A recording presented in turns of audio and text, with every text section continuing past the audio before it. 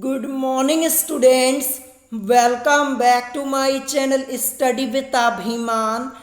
आज मैं आप लोगों के लिए यूपी पॉलिटेक्निक एंट्रेंस एग्ज़ाम 2022 के लिए साइंस में फिजिक्स एंड केमिस्ट्री का एक टेस्ट लेकर आया हूँ। आज ये आपके टेस्ट का डे 8 है। आज की इस वीडियो को आप लोग एक टेस्ट की तरह ट्रीट कीजिएगा या फिर आप लोग इसे अपना एक रिवीजन भी मान सकते हैं। आज के इस टेस्ट में मैं आप लोगों से टोटल यहाँ पे 12 क्वेश्चंस पूछने वाला हूँ और ये क्वेश्चंस आप लोगों के साइंस में फिजिक्स एंड केमिस्ट्री से रिलेटेड क्वेश्चंस होने वाले हैं। जैसे मैं आप लोगों से यहाँ पे क्वेश्चंस पूछूं वैसे ही आप लोगों को लाइव चैट में कमेंट करके अपना आंसर बताना है। और जब आप लोगों का टेस्ट कंप्लीट हो जाएगा तो आप लोग मुझे कमेंट बॉक्स में कमेंट करके ये ज़रूर बताइएगा कि आज के इस टेस्ट में आप लोगों ने टोटल 12 क्वेश्चंस में से कितने क्वेश्चंस के आंसर्स करेक्ट किए थे। यानी आप लोगों को अपना स्कोर कमेंट करके ज़रूर बताना है। चलिए फिर आज के इस टेस्ट को स्टार्ट करते हैं और देखते हैं आज का क्वेश्चन नंबर फर्स्ट क्या दिया है। क्वेश्चन नंबर फर्स्ट आपको आपकी स्क्रीन के ऊपर दिख रहा होगा और इस क्वेश्चन का आंसर करने के लिए मैं आपको यहाँ पे 1 मिनट और 10 सेकेंड का टाइम दे रहा हूँ और आपका टाइम स्टार्ट हो चुका है।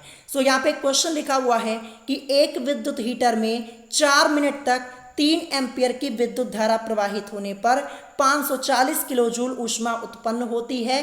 हीटर के तार का प्रतिरोध होगा। आपको बताना है कि हीटर के तार का प्रतिरोध क्या होगा, यही आपको यहाँ पे फाइंड आउट करना है। ये क्वेश्चन आप लोगों का यूपी पॉलिटेक्निक एंट्रेंस एग्जाम 2010 में ऑलरेडी पूछा जा चुका है और दोबारा भी आपसे पूछा जा सकता है। क्वेश्चन ये आपका मोस्ट इंपॉर्टेंट है। इस टाइप के क्वेश्चन आप लोगों के एंट्रेंस एग्जाम में जरूर पूछे आते हैं। 4 ऑप्शंस आप लोगों को आपकी स्क्रीन के ऊपर दिख रहे होंगे और इससे पहले भी मैंने आप लोगों को ये क्वेश्चन कई बार सॉल्व कराया है। आई होप आप लोग इस क्वेश्चन का आंसर करेक्ट जरूर कर पाएंगे। चलिए अब मैं आपको ये क्वेश्चन डिटेल में सॉल्व करके समझा देता हूँ। सबसे पहले हम देखेंगे कि क्वेश्चन में हमें यहाँ पे क्या क्या चीज़ें पता है। जैसा कि आप सभी स्टूडेंट्स यहाँ पे देख पा रहे होंगे, यहाँ पे लिखा हुआ है कि एक विद्युत हीटर में 4 मिनट तक यानी समय टी की वैल्यू हमें क्या दी गई है, 4 मिनट। तो मैं ऊपर लिख देता हूं समय टी की वैल्यू हमें क्या दी गई है, 4 मिनट में दी गई है। तो यहां पे मैं शॉर्ट में मिनट लिख देता हूं। अब देखिए क्या करेंगे, 4 मिनट में दिया गया है, इसको हम चेंज करेंगे किसमें, सेकंड में चेंज करेंगे। तो जैसा कि आप सभी स्टूडेंट्स जानते हैं कि 1 मिनट बराबर आपका होता है 60 सेकंड। तो फिर 4 मिनट में आपके कितने सेकंड हो जाएंगे, तो हम यहाँ पे 4 में 60 से यानी 4 में 60 से अगर हम मल्टीप्लाई करवा दें तो ये आपका सेकंड में चेंज हो जाएगा। और इसको ऐसे ही रहने दीजिए, 4 × 60 सेकंड ऐसे ही यहाँ पे रहने दीजिए, ठीक है। तो यहाँ पे टी की वैल्यू हमने लिख दी। अब इसके अलावा यहाँ पे लिखा है कि 3 एम्पियर की विद्युत धारा प्रवाहित होने पर, यानी विद्युत धारा आई का मान हमें क्या दिया गया है, 3 एम्पियर दिया गया। तो मैं यहाँ पे शॉर्ट में एएमपी लिख दे रहा हूँ, इसका मतलब क्या हो जाएगा, एम्पियर हो जाएगा, ठीक है। फिर इसके बाद लिखा है कि 540 किलो जूल ऊष्मा उत्पन्न होती है। तो ऊष्मा H की वैल्यू यानी हीट H की वैल्यू हमें क्या दी गई है, 540 और ये किलो जूल में दी गई है। ध्यान रखिएगा इसको हमें जूल में कन्वर्ट करना होगा। तो मैंने आप लोगों को कई बार बताया है कि 1 किलो जूल बराबर आपका क्या होता है, 1000 जूल होता है, ठीक है। ये आपको ध्यान रखना है, कई बार मैंने आपको ये रिलेशन बताया हुआ है। यहाँ पे 540 किलो जूल है, तो जब 1 किलो जूल बराबर 1000 जूल होता है तो 540 किलो जूल में हम क्या करेंगे, 1000 से मल्टीप्लाई करवा देंगे और ये आपका जूल में कन्वर्ट हो जाएगा। तो यहाँ पे क्या हो जाएगा, देखिए 540 किलो जूल है, जूल में कन्वर्ट करेंगे तो 540 और यहाँ पे हम क्या करेंगे, 1000 से हम यहाँ पे मल्टीप्लाई करवा देंगे और ये आपका जूल में कन्वर्ट हो जाएगा, ठीक है। फिर इसके बाद क्वेश्चन में हमसे पूछा गया हीटर के तार का प्रतिरोध होगा, यानी प्रतिरोध रेजिस्टेंस आर की वैल्यू को हमें यहाँ पे फाइंड आउट करना है। अब हम यहाँ पे फॉर्मूला क्या अप्लाई करेंगे, तो देखिए हमारा बेसिक फॉर्मूला क्या होता है, बेसिक फॉर्मूला होता है H is equal to I square R T, ये फॉर्मूला मैंने आप लोगों को कई बार बताया हुआ है। तो H इज इक्वल टू हमारा फॉर्मूला क्या होता है, I स्क्वायर आर टी। अब क्योंकि हमें यहाँ पे R की वैल्यू को फाइंड आउट करना है तो R को हम ले आएंगे आगे, R इज इक्वल टू, अब हमारा फॉर्मूला क्या हो जाएगा, H आ जाएगा ऊपर और अपॉन में आपका क्या हो जाएगा, I स्क्वायर और टी हो जाएगा। ध्यान रखिएगा। सो ये फॉर्मूला हमें बेसिक फॉर्मूला की हेल्प से मिला हुआ है। बेसिक फॉर्मूला क्या होता है, H is equal to I square R T. अब क्योंकि हमें R की वैल्यू को, रेजिस्टेंस की वैल्यू को फाइंड आउट करना था तो R इज इक्वल टू हमारा क्या हो जाएगा, H अपॉन में आई स्क्वायर टी। अब इसी फॉर्मूले में वैल्यूज को हम पुट कर देते हैं। H यानी हीट, ऊष्मा की वैल्यू हमें यहाँ पे कितनी दी गई है, 540 किलो जूल दी गई थी। इसको हमने कन्वर्ट किया था जूल में, तो 540 गुणे 1000 जूल मिला हुआ था। तो हम यहाँ पे ऊपर क्या लिखेंगे, H की जगह 540 और गुणे में 1000 लिखेंगे। ठीक है, ये हमने जूल में कन्वर्ट किया हुआ है। फिर इसके बाद अपॉन में आई स्क्वायर है, आई से मतलब धारा से है, 3 एम्पियर धारा हमें दी गई है। अब क्योंकि यहाँ पे आई स्क्वायर है तो हमें 3 का स्क्वायर करना पड़ेगा, और 3 का स्क्वायर क्या होता है, 9 होता है। तो मैं डायरेक्ट यहाँ पे 9 लिख देता हूँ। ठीक है, तो नीचे आपका क्या आ जाएगा, 9 आ जाएगा। फिर इसके बाद मल्टीप्लाई का साइन, टी, टी की वैल्यू हमें 4 मिनट दी गई थी, सेकंड में चेंज किया, 4 इंटू 60 सेकेंड मिला। तो 4 और इंटू हम यहाँ पे क्या कर देंगे, 60 कर देंगे, जैसा कि आप लोग देख पा रहे होंगे। सो हमने यहाँ पे सभी वैल्यूज को पुट कर लिया। अब इसको हम सॉल्व कर लेते हैं। सॉल्व करने पर हमें क्या मिलेगा, देखिए यहाँ पे ये 0 से ये 0 मैं यहाँ पे कैंसिल कर देता हूँ। ठीक है, फिर इसके बाद देखिए 9 1 जा 9 हो जाएगा। ठीक है, फिर यहाँ पे आपका हो जाएगा, देखिए 9 6 जा 54 होता है ना। फिर इसके बाद 0 है तो 0 तो आपका यहाँ पे रहेगा ही। फिर इसके बाद देखिए ये 6 1 जा 6 कर देंगे और 6 10 जा आपका यहाँ पे 60 हो जाएगा, जैसा कि आप लोग देख पा रहे होंगे। अब इसके बाद हम क्या कर सकते हैं, ये 4 1 जा 4 हो जाएगा और ऊपर सॉल्व करेंगे, 4 2 जा 8, 2 उधर जाएगा, 4 5 जा 20। तो मिला क्या, 10 इंटू 25, यही इतना बचा हुआ है और सब कुछ हमारा कैंसिल हो चुका है। 10 की मल्टीप्लाई 25 में करवाएंगे तो आपको मिलेगा 250। और निकाल क्या रहे हम, रेजिस्टेंस को निकाल रहे हैं, प्रतिरोध को। तो 250 ओम, यही इस क्वेश्चन का आपका करेक्ट आंसर होगा। 250 ओम आर की वैल्यू निकल चुकी है। चलिए ऑप्शन में हम यहाँ पे चेक कर लेते हैं कि 250 ओम कहाँ पे दिया गया है। सो 250 ओम दिया गया ऑप्शन सी में, ऑप्शन सी करेक्ट हो जाएगा। देखिए ये क्वेश्चन आप तभी सॉल्व कर पाएंगे जब आपको फॉर्मूला पता होगा। बेसिक फॉर्मूला की मदद से हमें एक फॉर्मूला मिलेगा, फिर उससे हम क्वेश्चन को सॉल्व करेंगे। सो प्रैक्टिस कर लीजिएगा। नेक्स्ट क्वेश्चन देखते हैं, क्वेश्चन नंबर 2। इस क्वेश्चन का आंसर करने के लिए मैं आपको 10 सेकेंड का टाइम दे रहा हूं और आपका टाइम स्टार्ट हो चुका है। क्वेश्चन है कि म्यूरिएटिक अम्ल का रासायनिक सूत्र क्या होता है। 4 ऑप्शंस आप लोगों को आपकी स्क्रीन के ऊपर दिख रहे होंगे और इससे पहले मैंने आपको ये क्वेश्चन करीब 4 से 5 बार कराया हुआ है। सो आई होप आप लोग इजीली इस क्वेश्चन का आंसर कर पाएंगे। आपको बताना है कि म्यूरिएटिक अम्ल का यानी म्यूरिएटिक एसिड का रासायनिक सूत्र क्या होता है। तो यहाँ पे आपका टाइम कंप्लीट हो चुका है। अब मैं आपको करेक्ट आंसर बता देता हूँ। करेक्ट आंसर आपका हो जाएगा ऑप्शन डी, यानी इनमें से कोई नहीं। तो फिर म्यूरिएटिक अम्ल का फॉर्मूला क्या होता है, HCl होता है। ध्यान रखिएगा, HCl यानी हाइड्रोक्लोरिक अम्ल को ही हम म्यूरिएटिक अम्ल के नाम से जानते हैं। ये मैंने आपको कई बार बताया हुआ है। जो आपका हाइड्रोक्लोरिक एसिड होता है ना, उसी को हम म्यूरिएटिक एसिड के नाम से भी जानते हैं। आप लोगों से ये क्वेश्चन पूछा जा सकता है कि HCl यानी हाइड्रोक्लोरिक एसिड का एक अन्य नाम क्या होता है, तो म्यूरिएटिक अम्ल होता है। हाइड्रोक्लोरिक एसिड को ही म्यूरिएटिक एसिड बोलते हैं, म्यूरिएटिक अम्ल बोलते हैं। तो देखिए म्यूरिएटिक अम्ल, इसका फॉर्मूला HCl होता है। HCl तो आपको कहीं ऑप्शन में दिया ही नहीं हुआ है। H2Cl2 दिया है, HCl3 दिया है, HCl2 दिया है, लेकिन HCl तो दिया नहीं था, तो ऑप्शन डी करेक्ट हो जाएगा। सो ऐसे भी क्वेश्चंस आपसे पूछे जाते हैं, ध्यान रखिएगा, आपको कंफ्यूज करने के लिए। और ये क्वेश्चन तो मैंने आपको कई बार पहले भी कराया हुआ था। सो ऑप्शन डी करेक्ट होगा। नेक्स्ट क्वेश्चन देखते हैं, question number third. Question number third आपको आपकी स्क्रीन के ऊपर दिख रहा होगा। ये भी क्वेश्चन कई बार मैंने आपको कराया है। ये तो क्वेश्चन देखते ही आप लोग अपना आंसर कर पाएंगे। इस क्वेश्चन का आंसर करने के लिए 15 सेकेंड का टाइम मैं आपको दे रहा हूं। क्वेश्चन है कि किस परिस्थिति में किसी चुंबकीय क्षेत्र में रखे धारावाही चालक पर लगने वाला बल शून्य होता है। ऑप्शन ए यहाँ पे दिया गया है, जब धारा चुंबकीय क्षेत्र के समांतर हो। ऑप्शन बी दिया है, जब धारा चुंबकीय क्षेत्र के लंबवत हो। ऑप्शन सी दिया है ए तथा बी दोनों, और ऑप्शन डी दिया है उपरोक्त में से कोई नहीं। सो यहाँ पे आप लोगों का टाइम कंप्लीट हो चुका है। अब मैं आपको करेक्ट आंसर बता देता हूँ इस क्वेश्चन का। इस क्वेश्चन का करेक्ट आंसर आपका होगा ऑप्शन ए, यानी जब धारा चुंबकीय क्षेत्र के समांतर हो। ध्यान रखिएगा, जब धारा चुंबकीय क्षेत्र के समांतर हो, यही आपका इस क्वेश्चन का करेक्ट आंसर हो जाएगा। देखिए क्वेश्चन में पूछा गया था कि किस परिस्थिति में किसी चुंबकीय क्षेत्र में रखे चालक पर लगने वाला बल शून्य होता है। तो देखिए अगर इसको हम डिटेल में सॉल्व करें तो चालक पर कार्य करने वाला बल F इज इक्वल टू, हम यहाँ पे फॉर्मूला क्या यूज करेंगे, फॉर्मूला यूज करेंगे BIL साइन थीटा।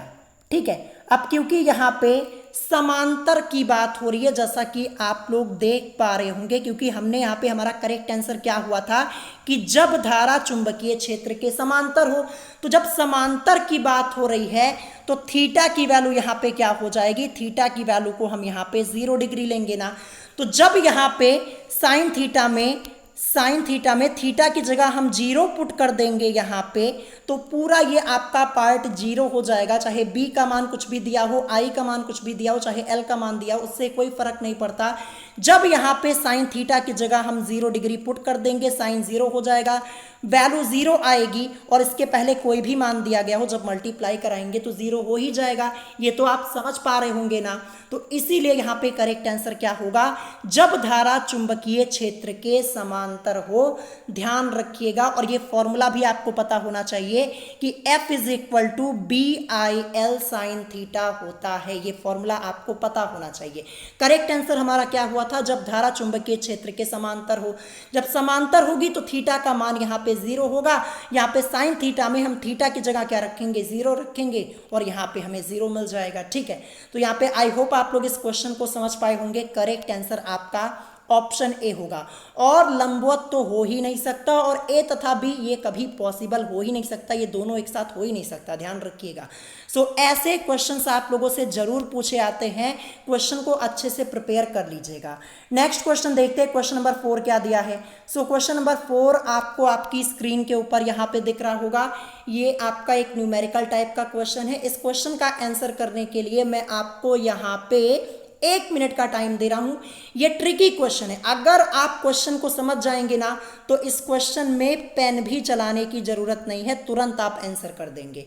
सो यहाँ पे क्वेश्चन क्या लिखा है कि 0.2 मीटर लंबे एक तार को 0.5 वेबर पर मीटर स्क्वायर तीव्रता के चुंबकीय क्षेत्र में क्षेत्र के समांतर रखा जाता है। किसके समांतर रखा जा रहा है, ध्यान रखिएगा, यही इस क्वेश्चन की मेन लाइन है, और इसी लाइन के ऊपर ये पूरा क्वेश्चन है। फिर इसके बाद लिखा है यदि तार में 2 एम्पियर की धारा प्रवाहित की जाए तो तार पर लगने वाला बल होगा। 4 ऑप्शंस आपको आपकी स्क्रीन के ऊपर यहाँ पे दिख रहे होंगे। तो सबसे पहले आप लोग मुझे इस क्वेश्चन का करेक्ट आंसर बताइए। क्वेश्चन ये आपका बहुत ही सिंपल है, कॉन्सेप्ट बेस्ड क्वेश्चन है। बस अभी जो ऊपर बताया ना वही फॉर्मूला यहाँ पे अप्लाई होने वाला है, ध्यान रखिएगा। तो देखिए हम यहाँ पे फॉर्मूला क्या अप्लाई करेंगे, चलिए मैं आपको डिटेल में समझा देता हूँ। हम यहाँ पे फॉर्मूला क्या यूज करेंगे, फॉर्मूला हम यहाँ पे जो अभी मैंने आपको ऊपर बताया ना कि F इज इक्वल टू, हम यहाँ पे BIL साइन थीटा, इसी फॉर्मूले का हम यहाँ पे यूज करने वाले हैं, ध्यान रखिएगा। अब देखिए क्वेश्चन में हमें क्या क्या चीजें पता है। 0.2 मीटर लंबे एक तार को, यानी तार की लंबाई L की वैल्यू हमें क्या दी गई है, 0.2 मीटर दी गई है। ठीक है, फिर इसके बाद 0.5 वेबर पर मीटर स्क्वायर तीव्रता के चुंबकीय क्षेत्र में, यानी चुंबकीय क्षेत्र B की वैल्यू हमें क्या दी गई है, 0.5 वेबर। ठीक है, वेबर पर मीटर स्क्वायर, ये मैंने यहाँ पे लिख दिया। ठीक है, जैसा कि आप लोग देख पा रहे होंगे। फिर इसके बाद यहाँ पे क्षेत्र के समांतर रखा जाता है, यहीं पे क्वेश्चन खत्म हो जाता है जहां समांतर लिखा है। जब समांतर है तो इसका मतलब थीटा की वैल्यू क्या हो जाएगी, थीटा की वैल्यू 0 डिग्री हो जाएगी। जब समांतर है तो जाहिर सी बात है थीटा की वैल्यू क्या होगी, 0 डिग्री होगी। फिर कह रहा है यदि तार में 2 एम्पियर की धारा प्रवाहित की जाए तो धारा I का मान हमें क्या दिया गया है, 2 एम्पियर दिया गया है। फिर हमसे पूछा गया तो तार पर लगने वाला बल यानी F की वैल्यू, तो F इज इक्वल टू हमारा फॉर्मूला क्या लगेगा, BI L साइन थीटा यहां पे लगेगा। ठीक है, देखिए यहां पे जब आप थीटा की वैल्यू को पुट करेंगे, साइन और थीटा की जगह 0 को रख देंगे ना। ठीक है, और इसके पहले B की वैल्यू आपके पास क्या है, देखिए B की वैल्यू आपके पास यहां पे दी गई है 0.5 वेबर पर मीटर स्क्वायर। फिर इसके बाद I की वैल्यू आपके पास है यहाँ पे 2 एम्पियर। फिर इसके बाद L की वैल्यू यहाँ पे 0.2 दी गई है। फिर इनटू में यहाँ पे साइन 0 हो जाएगा, और साइन 0 डिग्री का मान 0 होता है, और 0 की मल्टीप्लाई आप इसमें करवाएंगे 0.5 इंटू 2 इंटू 0.2 में तो आपको 0 ही मिलेगा, यानी फोर्स यहाँ पे 0 हो जाएगा। यही इस क्वेश्चन का आंसर हो जाएगा। देखिए मैंने आपको केवल समझाने के लिए क्वेश्चन इतना डिटेल में सॉल्व किया था, नहीं तो ये क्वेश्चन यहीं पे खत्म हो जाता है। समांतर लिखा है, थीटा की वैल्यू को हम ले लेंगे 0, कहानी यहीं पे खत्म, क्वेश्चन आपका यहीं पे खत्म हो जाएगा और आंसर हमें क्या मिल जाएगा, 0, यानी ऑप्शन ए। तो देखिए ये क्वेश्चन देखिए ट्रिकी है, अगर आपको पता है ये समांतर वाला कॉन्सेप्ट तो क्वेश्चन का आंसर विद इन आप क्वेश्चन को देखेंगे 2 सेकंड के अंदर कर पाएंगे, ऑप्शन ए करेक्ट हो जाएगा। अब आते हैं नेक्स्ट क्वेश्चन पे, question number 5। Question number 5 most important question है। इस क्वेश्चन का आंसर करने के लिए मैं आपको 15 सेकंड का टाइम दे रहा हूं। क्वेश्चन यहाँ पे लिखा है, किसी परिपथ में प्रेरित विद्युत धारा की दिशा सदैव ऐसी होती है कि वह उस कारण का विरोध करती है जिससे वह स्वयं उत्पन्न होती है। यह नियम किसका है, आपको ये बताना है। ऑप्शन ए दिया है लेंज का नियम, ऑप्शन बी फैराडे का विद्युत चुंबकीय प्रेरण का नियम, ऑप्शन सी फ्लेमिंग का नियम, ऑप्शन डी उपर्युक्त में से कोई नहीं। क्वेश्चन क्या है कि किसी परिपथ में प्रेरित विद्युत धारा की दिशा सदैव ऐसी होती है कि वह उस कारण का विरोध करती है जिससे वह स्वयं उत्पन्न होती है। यह नियम किसका है, ये क्वेश्चन मैंने आपको कई बार कराया है और ये क्वेश्चन तो आप लोगों ने क्लास 10th में 11th में भी पढ़ा होगा। सो यहाँ पे टाइम कंप्लीट हो चुका है। करेक्ट आंसर आपका होगा ऑप्शन ए, यानी लेंज का नियम। ऑप्शन ए इस क्वेश्चन का करेक्ट आंसर हो जाएगा। और देखिए यहाँ से आपसे एक क्वेश्चन और पूछा जा सकता है, आपसे पूछ दिया जाएगा कि लेंज का नियम आधारित होता है, तो ध्यान रखिएगा जो लेंज का नियम है ना, ये ऊर्जा के संरक्षण पर आधारित है। किसके, ऊर्जा के संरक्षण पर आधारित है। ये क्वेश्चन आपके एग्जाम में पूछा जा चुका है, आप लोगों से पूछा गया था कि लेंज का नियम आधारित होता है। 4 ऑप्शन दिए गए थे जिसमें आपका ये भी ऑप्शन था कि ऊर्जा के संरक्षण पर। ध्यान रखिएगा लेंज का नियम ऊर्जा के संरक्षण पर आधारित होता है, ये भी क्वेश्चन आपको पता होना जरूरी है। और यहाँ पे ये जो नियम लिखा है ये लेंज का नियम है। ठीक है, अब देखते हैं next question, question number 6। Question number 6 ये भी आपका मोस्ट इंपॉर्टेंट क्वेश्चन है और इस क्वेश्चन का आंसर करने के लिए 15 सेकंड का मैंने आपको टाइम दिया, आपका टाइम स्टार्ट हो चुका है। क्वेश्चन है, किसी बंद कुंडली या परिपथ से संबद्ध चुंबकीय फ्लक्स में परिवर्तन होता है तो कुंडली में प्रेरित विद्युत वाहक बल उत्पन्न हो जाता है। यह नियम किसका है, यानी यह नियम है। ऑप्शन ए दिया है फैराडे का नियम, ऑप्शन बी फ्लेमिंग का नियम, ऑप्शन सी लेंज का नियम, या ऑप्शन डी इनमें से कोई नहीं। देखिए ये जो आपके रूल्स है ना, रूल्स को जरूर पढ़ लीजिएगा क्योंकि यहाँ से आपके एग्जाम में क्वेश्चंस जरूर पूछे आते हैं और ये भी क्वेश्चन मैंने आपको पहले कराया हुआ है। सो यहाँ पे आपका टाइम कंप्लीट हो चुका है। अब मैं आपको करेक्ट आंसर बता देता हूँ। करेक्ट आंसर होगा फैराडे का नियम। ध्यान रखिएगा, ये जो दिया गया नियम है ना, ये फैराडे के विद्युत चुंबकीय प्रेरण के नियमों का प्रथम नियम है। कौन सा नियम है? प्रथम नियम है। ये भी आपको ध्यान रखना है, ये जो दिया गया नियम है ना, ये फैराडे के विद्युत चुंबकीय प्रेरण के नियमों का प्रथम नियम है। ध्यान रखिएगा, ऑप्शन ए यहाँ पे करेक्ट हो जाएगा, फैराडे का नियम। अब चलिए इसके बाद देखते हैं नेक्स्ट क्वेश्चन, क्वेश्चन नंबर 7। ये भी आपका मोस्ट इंपॉर्टेंट क्वेश्चन है। इस क्वेश्चन का आंसर करने के लिए मैं आपको 10 सेकेंड का टाइम दे रहा हूँ। टाइम स्टार्ट हो चुका है।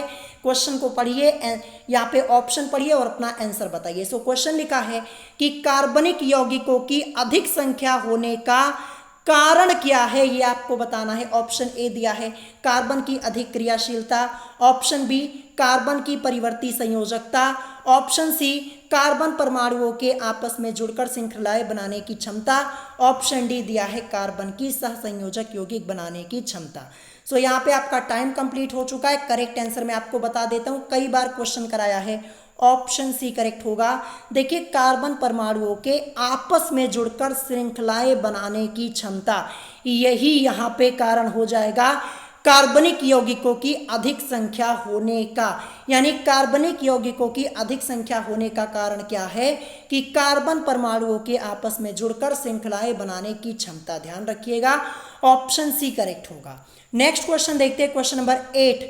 क्वेश्चन नंबर 8 ये भी आपका इंपॉर्टेंट क्वेश्चन है। देखिए, आज की इस वीडियो में मैं आपको जितने क्वेश्चंस यहाँ पे करवा रहा हूँ ना, ये सभी क्वेश्चंस आपके इंपॉर्टेंट है। ध्यान रखिएगा, क्वेश्चन यहाँ पे है कि वह विलयन जिसमें विलेय पदार्थ की मात्रा संतृप्त विलयन की अपेक्षा अधिक होती है, उस विलयन को क्या कहा जाता है।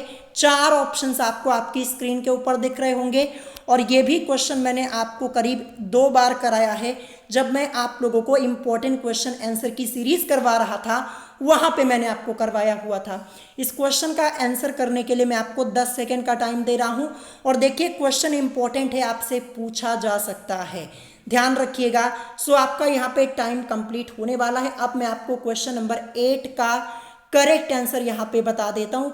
करेक्ट आंसर आपका होगा ऑप्शन सी, यानी अति संतृप्त विलयन, जिसको हम इंग्लिश में क्या बोलते हैं, सुपर सैचुरेटेड सॉल्यूशन बोलते हैं। ध्यान रखिएगा, अति संतृप्त विलयन को हम क्या बोलते हैं, सुपर सैचुरेटेड सॉल्यूशन बोलते हैं। ये आपको ध्यान रखना होगा। अब देखिए, यहाँ पे अति संतृप्त विलयन ये होता क्या है, तो देखिए बहुत ही ध्यान से सुनिएगा। यह वह विलयन है जिसमें विलय की मात्रा संतृप्त विलयन बनाने के लिए आवश्यक मात्रा की अपेक्षा अधिक होती है, और ये विलयन सामान्य ताप तथा दाब पर स्थायित्व नहीं दर्शाते हैं। ठीक है, तो यही यहाँ पे लिखा हुआ था कि वह विलयन जिसमें विलेय पदार्थ की मात्रा संतृप्त विलयन की अपेक्षा अधिक होती है, तो उस विलयन को क्या कहते हैं, अति संतृप्त विलयन, यानी सुपर सैचुरेटेड सॉल्यूशन बोलते हैं। अब देखिए, यहाँ पे एक लिखा हुआ है टॉपिक आपका संतृप्त विलयन। ये संतृप्त विलयन क्या होता है, ये भी मैं आपको बता देता हूँ।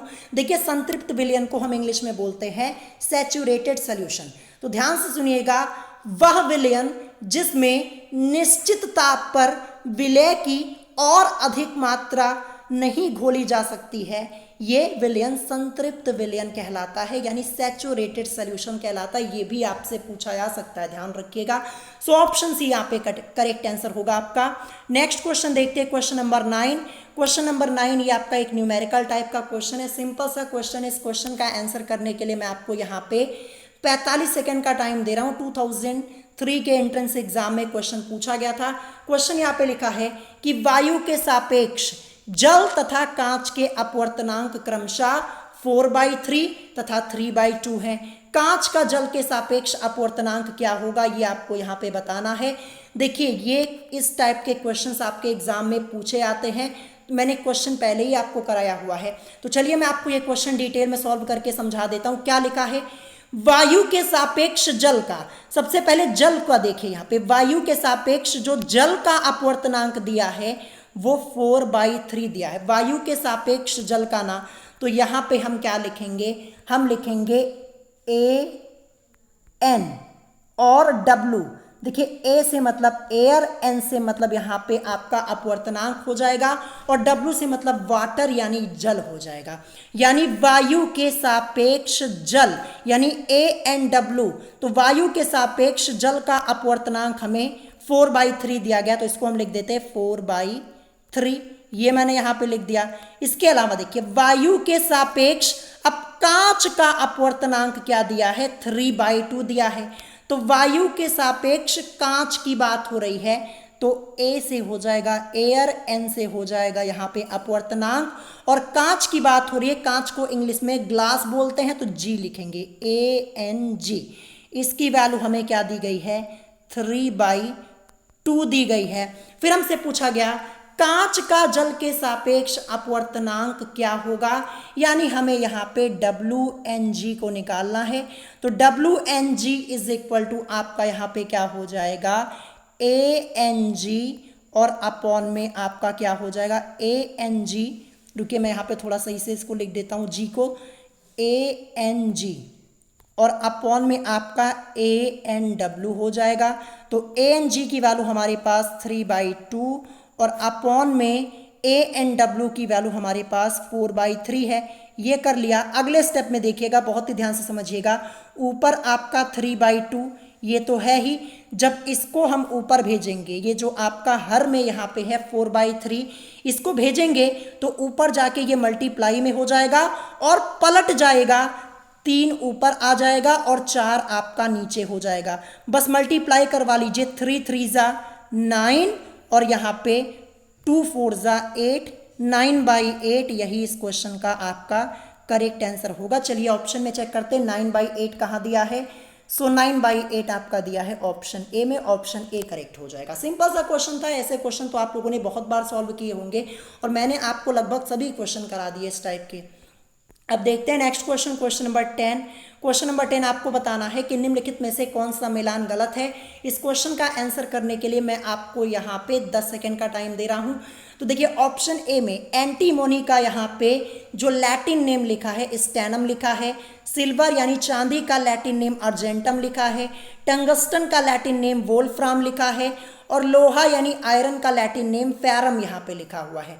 तो इन चारों में से एक मिलान आपका गलत है, वही आपको बताना है कि कौन सा मिलान गलत है। और आपका टाइम भी यहाँ पे कंप्लीट हो चुका है, 10 सेकेंड का टाइम मैंने आपको दिया था, टाइम आपका कंप्लीट हो जाता है। यहाँ पे करेक्ट आंसर मैं आपको बता देता हूँ। देखिए जो एंटीमोनी है ना, ये इसका लैटिन नेम स्टैनम नहीं होता है, ध्यान रखिएगा। तो यही वाला जो मिलान है गलत है और यही हमारा करेक्ट आंसर हो जाएगा। तो फिर एंटीमोनी का लैटिन नेम क्या होता है, इसका लैटिन नेम होता है स्टिबियम। क्या होता है, स्टिबियम होता है। मैं आपको लिख के बता देता हूँ, STIBIUM, ये होता है एंटीमनी का लैटिन नेम। इसको नोट कर लीजिएगा, स्टिबियम होता है, ध्यान रखिएगा। और रही बात स्टैनम की ना, तो ये जो स्टैनम लिखा हुआ है ये टिन का लैटिन नेम होता है। किसका होता है, टिन का होता है। देखिए यहाँ पे टिन और एंटीमनी में स्टूडेंट्स काफ़ी कंफ्यूज होते हैं, थोड़ा नाम एक जैसा है ना। देखिए टिन का लैटिन नेम स्टैनम है और एंटीमोनी का स्टिबियम है, तो यहाँ पे स्टूडेंट्स कंफ्यूज हो जाते हैं। तो कंफ्यूज नहीं होना है, एंटीमोनी स्टिबियम ये होता है इसका लैटिन नेम, स्टैनम तो टिन का होता है, तो यही मिलान गलत है। इसके अलावा सिल्वर यानी चांदी का अर्जेंटम होता है, बिल्कुल सही है। टंगस्टन का वोल्फ्राम, लोहे का लैटिन नेम फेरम होता है, ये भी आप ध्यान रखिएगा, ठीक है। सो यहाँ पे एक ही क्वेश्चन में आपके 4 क्वेश्चन तैयार हो जाएंगे। देखिए लैटिन नेम से रिलेटेड मैं करीब 3 से 4 दिन हो गए मैं आपको क्वेश्चंस ऐसे करवा रहा हूँ ताकि आप लोग अच्छे से प्रिपेयर कर पाएँ। तो क्वेश्चंस जितने भी मैंने आपको लैटिन नेम से रिलेटेड कराए हैं ना, अगर पूछा जाएगा तो इसी में से पूछा जाएगा, इससे बाहर एक भी क्वेश्चन आपसे पूछा नहीं जाएगा। तो जितने भी क्वेश्चन मैं आपको करवा रहा हूँ सॉल्व कर लीजिएगा, प्रैक्टिस कर लीजिएगा, प्रिपेयर कर लीजिएगा। अब नेक्स्ट क्वेश्चन देखते हैं, क्वेश्चन नंबर 11 क्या है। क्वेश्चन नंबर 11 ये आपका ऑक्सीडेशन नंबर से रिलेटेड क्वेश्चन है। इस क्वेश्चन का आंसर करने के लिए 1 मिनट का टाइम मैंने आपको दिया है। क्वेश्चन यहाँ पे पूछा गया कि निम्नलिखित में से Na2S4O6 ये यहाँ पे लिखा हुआ है, इसको हम किस नाम से जानते हैं। इसको हम जानते हैं सोडियम टेट्राथाइनेट के नाम से, ध्यान रखिएगा। निम्नलिखित में से Na2S4O6 में S की ऑक्सीकरण संख्या का मान क्या होगा ये आपको यहाँ पे बताना है। यूपी पॉलिटेक्निक एंट्रेंस एग्जाम 2009 में आया क्वेश्चन। 4 ऑप्शन आपको दिख रहे होंगे। इससे पहले करीब मैंने आपको 5 से 6 बार ये क्वेश्चन सॉल्व कराया है, तो आई होप आप लोग इस क्वेश्चन का आंसर करेक्ट जरूर करेंगे। देखिए मैं आपको बता दूं, ऑक्सीडेशन नंबर से रिलेटेड लगभग सभी क्वेश्चंस मैंने आपको करा दिए हैं और 2 वीडियोस मैंने अलग से बनाई है ऑक्सीकरण संख्या से रिलेटेड, जहां पे मैंने आपको मोस्ट इंपॉर्टेंट क्वेश्चन सॉल्व कराए हैं। और जो मैं आपको इंपॉर्टेंट क्वेश्चन आंसर की सीरीज करवा रहा था वहां पे तो मैंने आपको बहुत सारे क्वेश्चन कराए हैं और टेस्ट में भी मैंने आप लोगों को ऑक्सीकरण संख्या से रिलेटेड कई क्वेश्चंस कराए। जितना कराया है अगर इतना पढ़ लेंगे तो इतने में आपका काम हो जाएगा और आपको क्वेश्चन मिल जाएगा आपके एग्जाम में। तो चलिए अब मैं आपको एक क्वेश्चन सॉल्व करके डिटेल में समझाता हूँ। ऊपर लिखता हूँ यहाँ पे Na2S4O6, ये मैंने यहाँ पे लिख दिया। अब इसमें हमें यहाँ पे S की ऑक्सीकरण संख्या को निकालना है, तो इसको हम X मानेंगे। ध्यान रखिएगा, S की ऑक्सीकरण संख्या निकाल ली हमें। तो देखिए सबसे पहले Na यानी सोडियम लिखा है। सोडियम का ऑक्सीडेशन नंबर +1 होता है, या फिर ऐसे आप 1 लिख सकते हैं। और यहाँ पे कितने सोडियम है? 2 है, तो 2 × 1 यानी क्या लिख देंगे? 2। यानी Na2 की जगह क्या आ जाएगा? Na2 की जगह यहाँ पे 2 आ जाएगा, प्लस का साइन। फिर यहाँ पे देखिए S की ऑक्सीकरण संख्या निकालनी है, इसको X मानेंगे। और कितने S हैं यहाँ पे? 4 है ना, तो 4 × X = 4X हो जाएगा। यानी S4 की जगह हम क्या लिखेंगे? हम लिखेंगे यहाँ पे 4 और X लिख देंगे। फिर इसके बाद प्लस का साइन। O6 है, O से मतलब ऑक्सीजन, ऑक्सीजन का ऑक्सीडेशन नंबर -2। और कितने ऑक्सीजन है यहाँ पे? 6, तो 6 × -2 करेंगे तो हमें क्या मिलेगा?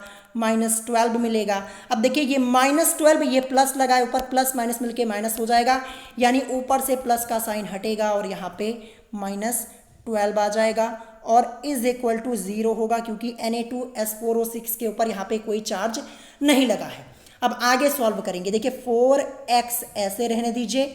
अब देखिए यहाँ पे ये -12 और +2 है। -12 और +2 को जब आप सॉल्व करेंगे तो देखिए माइनस प्लस मिलके यहाँ पे लेस होगा, और लेस करने पर हमें क्या मिलेगा? लेस करने पर हमें -10 मिलेगा। माइनस में क्यों आएगा? क्योंकि माइनस का साइन बड़ा, -12 बड़ा और प्लस का साइन छोटा, यानी +2 छोटा है। यानी 4X और इसके बाद यहाँ पे क्या आ जाएगा? -10 आ जाएगा। जब -12 और ये यहाँ पे +2 इसको सॉल्व करेंगे लेस होने के बाद, हमारा यहाँ पे 4X -10 और = 0 हो जाएगा। या फिर 4X = करेंगे। अब देखिए यहाँ पे बराबर के इधर आपका ये 0 तो है ही, और -10 को जब बराबर के इधर भेजेंगे तो 0 + 10 हो जाएगा। यानी 4X = 0 + 10 करेंगे तो आपको यहाँ पे क्या मिल जाएगा? 10 मिल जाएगा। ध्यान रखिएगा। या फिर आगे सॉल्व करेंगे, X = 10/4। इसको जब आप सॉल्व करेंगे तो देखिए 4 × 1 = 4 हो जाएगा। जब यहाँ पे डिवाइड करेंगे 4 × 2 = 8 हो जाएगा। यहाँ पे 2.5 आपको मिलेगा। ठीक है, जैसे 10 है, 10 में आप 4 से डिवाइड करेंगे तो 4 × 2 = 8, 10 में से 8 जाएगा 2। अब छोटी संख्या पॉइंट लगाएंगे 0 और 4 × 5 = 20 हो जाएगा। 2.5 ही तो आपको मिलेगा। सो आई होप आपको समझ में आया होगा। सो X की वैल्यू हमें क्या मिल गई? 2.5, जो कि हमने S की ऑक्सीकरण संख्या को माना था। सो यहाँ पे S की ऑक्सीकरण संख्या यहाँ पे हमें 2.5 मिलेगी। ऑप्शन बी करेक्ट हो जाएगा। आई होप आपको समझ में आया होगा, काफ़ी डिटेल में मैंने आपको बताया। अब देखते हैं आज का last question, question number 12। Question number 12 ये भी मोस्ट इंपॉर्टेंट है, 2010 के एग्जाम में पूछा गया क्वेश्चन। मानव नेत्र में रेटिना पर बनने वाला प्रतिबिंब। इस क्वेश्चन का आंसर करने के लिए 15 सेकंड का टाइम मैं आपको दे रहा हूं। 4 ऑप्शंस आपको आपकी स्क्रीन के ऊपर दिख रहे होंगे। और मैं आप सभी स्टूडेंट्स को बता दूं, आज की इस वीडियो में जितने भी क्वेश्चंस कराए हैं आज के आज ही इन्हें प्रिपेयर कर लीजिएगा, इंपॉर्टेंट है। और जैसा कि मैंने आप लोगों को पहले भी कई बार बताया है कि मैक्सिमम सिलेबस मैंने आपका कंप्लीट करवा दिया है। देखिए टोटल मैंने आप लोगों को बताया हुआ है करीब 440 से ज़्यादा वीडियोस मैंने बनाई हुई हैं। आप लोग चैनल पे जाके प्लेलिस्ट चेक कर लीजिएगा सभी सब्जेक्ट की, फिजिक्स की, केमिस्ट्री की, मैथमेटिक्स की, और 2022 की प्लेलिस्ट चेक कीजिएगा। और एक प्लेलिस्ट है साइंस के टेस्ट की, वो जो कि आपकी 2021 की है, वो भी आपको चेक कर लेना है।